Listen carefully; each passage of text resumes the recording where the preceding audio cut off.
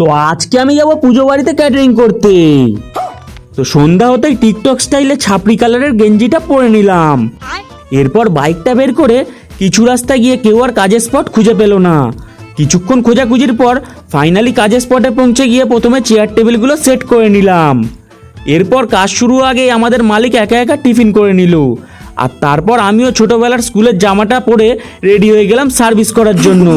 আর তারপর কিছু কিছু লোক আসলো আর আমরাও সার্ভিস করতে থাকলাম।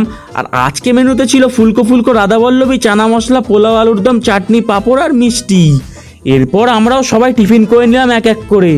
আর তারপর রাত বাড়তে বেশি বেশি লোক আসা শুরু হয়ে গেল, আর আমাদেরও সার্ভিস করতে করতে হাল খারাপ হয়ে গেল।